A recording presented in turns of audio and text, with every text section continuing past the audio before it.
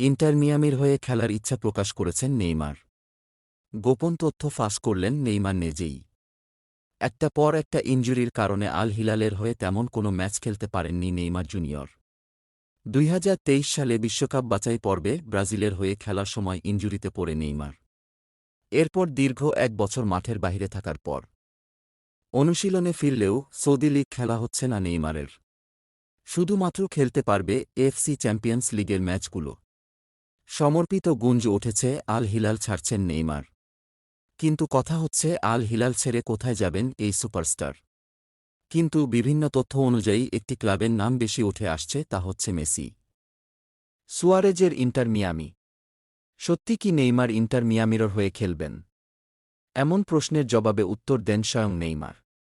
তিনি বলেন, মেসি ও সুয়ারেজের সাথে আবার খেলা হবে। তারা আমার বন্ধু এবং আমি তাদের সাথে এখনও কথা বলি, কিন্তু আমি আল হিলালে সুখী আছি। আমার বর্তমান স্থান একমাত্র আল হিলাল। প্রতিদিন খেলাধুলার খবর পেতে সাবস্ক্রাইব করে পাশে থাকুন।